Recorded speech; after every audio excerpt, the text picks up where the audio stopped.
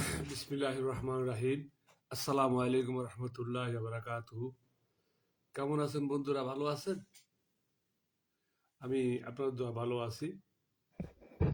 এখন রাত বাজে 5টা। দীর্ঘদিন পর্যন্ত, এটা বহুদিন পর্যন্ত হঠাৎ করে 4টার দিকে আমার ঘুম ভেঙে যায়। বহু চেষ্টা করলাম।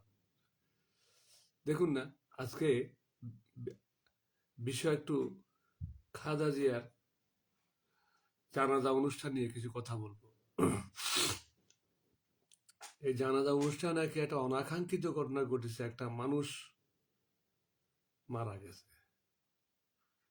কোনো সংবাদে পাইনি, তবে সোশ্যাল মিডিয়ার মারফতে দেখলাম একটা মানুষ মারা গেছে। খুবই দুঃখ পেলাম। সে নাকি বাংলাদেশ আওয়ামী লীগের সমর্থক, মারা গেছে। যাক, ভূমিকার প্রথম বিষয়বস্তু বললাম।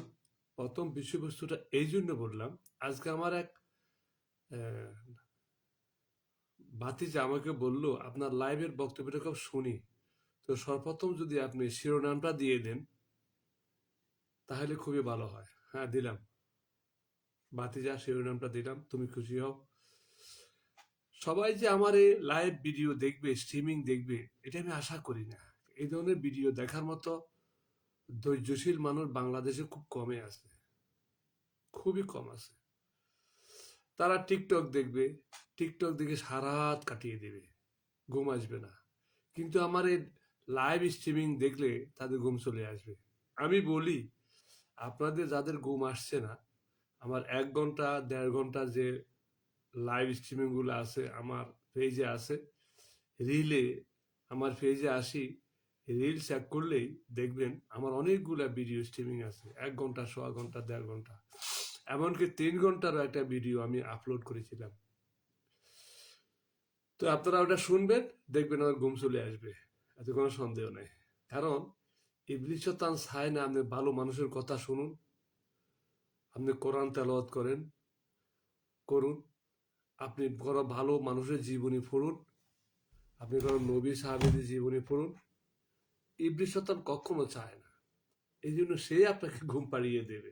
অতএব আপনি ঘুমের ওষুধ খাওয়ার প্রয়োজন নেই। আমার এই লাইভ স্ট্রিমিং দেখলে আপনার ঘুম এসে যাবে। যদি আমার এই কথাগুলা শুনতে শুনতে আপনার ঘুম না আসে, বুঝতে হবে আপনার মধ্যে অতি মানবিকতার কিছু লক্ষণ আছে। মানব, অলস মানব, অতি মানব। অতি মানব মানে আপনি জেনিয়াস, এতে কোনো সন্দেহ নেই। হন আপনি আমার শত্রু কিংবা আপনার মিত্র, আপনি আমার শত্রু হইতে পারেন, আপনি আমার মিত্র হইতে পারেন, আপনি আমার বন্ধু হইতে পারেন। তবে যদি আপনি আমার এই ধৈর্যের সাথে আমার পুরা লাইভ স্ট্রিমিং দেখেন, বুঝতে হবে আপনি একজন জেনিয়াস ব্যক্তি, এতে সন্দেহ নেই, এবং ধৈর্যশীল ব্যক্তি। আমার কোনো অপান্তীয় কথা কিংবা কোনো অযাচিত শব্দ কিংবা আপনাকে গালিগালাজ করতেছি, আপনার দলকে গালিগালাজ করতেছি, এটাও যদি হয়, আপনি তাও যদি ধৈর্যের সাথে শুনেন, তাহলে আমি মনে করবো আপনি একজন জিনিয়াস। আপনি একজন ধৈর্যশীল ব্যক্তি হতে পারে আপনার শত্রু, কিন্তু আপনি আমার ধৈর্যশীল জিনিয়াস। আপনি একজন ধৈর্যশীল ব্যক্তি হতে পারেন, আপনার কথার সাথে আমার কথার মিল আছে, আপনি আমার কথাগুলো পছন্দ করেন, আপনি একজন ধৈর্যশীল জিনিয়াস আমার বন্ধু। ধৈর্যশীল জিনিয়াস শত্রু হইতে পারেন, ধৈর্যশীল জিনিয়াস বন্ধু হইতে পারেন। আর যদি ঘুম আসে, বুঝতে হবে আপনি অ্যাভারেজ মেরিটের মানুষ। অ্যাভারেজ মেরিটের মানুষদের জন্য আমার এই লেকচার ঘুমের ওষুধের মতো কাজ করবে। আমাদের বাংলাদেশে 80% লোক হলো অ্যাভারেজ মেন্টালিটির। আমি মাঝে মাঝে গুগলে আমার আইকিউ টেস্ট করি, সেখানে বলে দেওয়া হয় যে আমার আইকিউ কোন লেভেলে আছে, বয়স, শিক্ষাগত যোগ্যতা, এবং তারা যে প্রশ্ন করে সেই প্রশ্নগুলোর আলোকে তারা বিভিন্ন প্রশ্ন করে উত্তর দিই। মাঝে মাঝে আমার আইকিউ টেস্ট করি। আলহামদুলিল্লাহ, আমার আইকিউ ধীরে ধীরে খুবই বাড়তেছে। আসলে কম বয়সে বয়সে আইকিউ বেশি থাকে, কিন্তু আমি প্রায় আইকিউ কতটুকু আমি প্রায় এক্সারসাইজ করি। গুগল এক এক সময় এক এক ধরনের প্রশ্ন অবতারণা করে, আমি এগুলা প্র্যাকটিস করি, আপনারাও প্র্যাকটিস করবেন যে আপনার আইকিউ কতটুকু। আপনার এই আইকিউ কতটুকু, এই পরীক্ষাগুলো যদি আপনি বারবার দিতে থাকেন, আপনার ব্রেইনের গ্রে সেলগুলা বেশি উত্তেজিত হবে, গ্রে সেলগুলা সক্রিয় হবে, মৃত কোষগুলা সক্রিয় হবে, মৃত সেলগুলা সক্রিয় হবে, আপনার ব্রেইনে রক্ত সঞ্চালন ঘটবে, আপনার ব্রেইনে চর্বির ভাগ কমে যাবে, রক্ত সঞ্চালন হবে, ব্রেইন স্ট্রোকের ঝুঁকি কমবে, পরিণামে আপনি দীর্ঘ হায়াত লাভ করবেন। আলহামদুলিল্লাহ। তো যাই হোক, বলছিলাম কি, হঠাৎ করে ওনার ঘুম ভেঙে যায়, ওষুধ খেলেও ঘুম ভেঙে যায়, সবসময় ঘুম ভেঙে যায়। একজন খ্রিস্টান ডাক্তারকে জিজ্ঞাসা করলাম আমি আমার একটা পেজের মাধ্যমে যে আমার এই অবস্থা, সে আমেরিকান কা ইউরোপিয়ান বলতে পারবো না। Mohammad, God wants to speak to you lonely when you woke up at late night. Mohammad, আমার নাম মোহাম্মদ মোশাররফ হোসেন। সচরাচর ইউরোপ আমেরিকার লোকেরা তারা কি করে, হ্যাঁ, ফার্স্ট নামকে নিক নেম ধরে ডাকে। ফার্স্ট নাম, প্রথম নাম যেটা, এটাকে নিক নেম ধরে ডাকে। ওরা বলতেছে, মোহাম্মদ তোমার এটা সৌভাগ্য, গড তোমার সাথে একাকী কথা বলতে চায়, আমার প্রতিটা পশম দাঁড়িয়ে গেল। কয় কিরে, এটা তো মুসলিম আধ্যাত্মিকতার ন্যারেটিভ, যে আল্লাহ পাক শেষ সাথে প্রথম আসমানে এসে সমস্ত মানব কুলকে ডাকেন, বলেন যে তোমরা কে আসো, আমার কাছে কি চাও। কেউ হায়াত চাও, কেউ অর্থ চাও, কেউ সম্পদ চাও, কেউ বিপদ আপদ থেকে বাঁচতে চাও, বা তোমাদের কোনো আকাঙ্ক্ষা আছে কিনা আমার কাছে চাও, আমি পূরণ করে দেব। হ্যাঁ, এবং হজরত ইয়াকুব আলাহ ইসলামের জীবনী থেকে আমরা জানি যে শেষ সাথে আল্লাহ পাক কোনো ব্যক্তির প্রার্থনা, দোয়া ফিরিয়ে দিতে আল্লাহ অত্যন্ত লজ্জাবোধ করেন। তো শেষ সাথে যত নাজ নিয়ামত নিয়ে আল্লাহ পাক প্রথম আসমানে আসেন, যারা চায় চেয়ে নেয়, আর বাকিগুলা জিব্রাইল আলাইহিস সালাম পাহাড়ে এবং সমুদ্রে ফেলে দেয়। এই জন্য পাহাড়ে সমুদ্রের প্রাচুর্যের শেষ নাই। যাই হোক, ধন্যবাদ। আজকে আমি আর কথা ভূমিকা বাড়াবো না। আজকে আমি বাজারে গেলাম ওষুধ কেনার জন্য এক অমুসলিম ভাইয়ের দোকানে। উনি আমাকে বললেন, দেখেন, একটা ছেলে আওয়ামী লীগ করে, তাকে আজকে কি মারধর করলে নয়, তাকে খুনি করে ফেলেছে।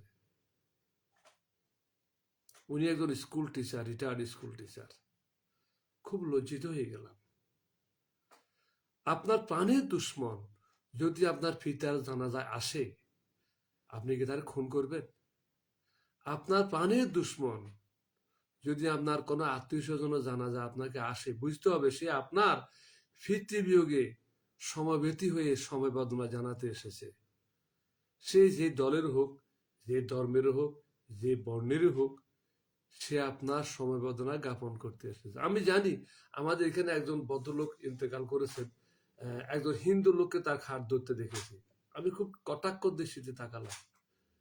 পরে আমার কন্যা, কি হয়েছে কি, এ খাট ধরেছে, এটাতে কোনো সমস্যা হয়নি। আসলে আমার মধ্যে যেটা কুসংস্কার ছিল, তখন কিছুটা কুসংস্কার একদম ছিল। যাক, আমি আলেম ওলামাদের কথা শুনে খুবই আশ্বস্ত হলাম যে এটা তার ভালোবাসা। যে অমুসলিম ব্যক্তিটা মুসলিম ব্যক্তির খাটের একটা কোণা ধরেছে, সে তার ভালোবাসা, যে তার প্রতি তার ভালোবাসা, এটা আল্লাহর অত্যন্ত পছন্দনীয়। এরকম যদি কোনো ব্যক্তি আপনারা কোনো ফিউনারেলে বা কোনো জানাজায় আসে, তাকে আপনারা খুব সম্মান করবেন। আমার এক বেআইন ইন্তেকাল করলেন। আমার বেআইন মানে একদম কাছাকাছি বেআইন। উনি একজন প্রাইমারি স্কুলের শিক্ষিকা ছিলেন, গভর্নমেন্ট স্কুলের শিক্ষিকা ছিলেন। তো ওনার জানাজায় ওই স্কুলের প্রধান শিক্ষক হিন্দু ভদ্রলোক লেকচার দিলেন, বক্তৃতা দিলেন। কি যারা জানাজা দাঁড়াচ্ছে তারা ফিস ফিসানি শুরু করেছে, ফিস ফিস ফিস ফিস করতেছে। মুসলিম মহিলা জানাজায় হিন্দু প্রধান শিক্ষক এসে বক্তৃতা দিতেছে। আমি সেখানে দু একজনে বললাম, আপনার থামুন না, থামুন। এখন ওইটা এমন একটা জায়গা, সেখানে আমি উচ্চ বাচ্য করলে আমার যে, এটা আমাদের দেশে খোঁটার কুটুম বলা হয়। যেমন দেশে আমার মেয়ে বিয়ে দিছি, আমার মেয়ের ননদের শাশুড়ি ইন্তেকাল করছে। আমি বললাম কথাটা আপনাদেরকে, আমার মেয়ের ননদের শাশুড়ি ইন্তেকাল করছে, আমি তার জানাজায় গেলাম। তো হিন্দু ভদ্রলোক হেডমাস্টার, উনি কিছু বক্তৃতা দিচ্ছেন, আমার বেআইনের গুণগান গাচ্ছেন। আসলে আমার এই জিয়ারি বলে, আমার মেয়ের ননদের শাশুড়িটা অত্যন্ত জ্ঞানী মহিলা ছিলেন। তার সাথে আমি যত কথাই বলেছি, মৃত্যুর আগেও বললাম, বেআইন আপনার শরীর কেমন? বললেন, ভাই আমার শরীরটা ভালো না, দোয়া করবেন। এর এক সপ্তাহ পরে এই মহিলাটা আলমে আরোহার উদ্দেশ্যে রওনা দিলেন। আল্লাহ পাক তার জান্নাত নসিব করুন। মহিলাটা খুবই বিদ্বান এবং ভালো।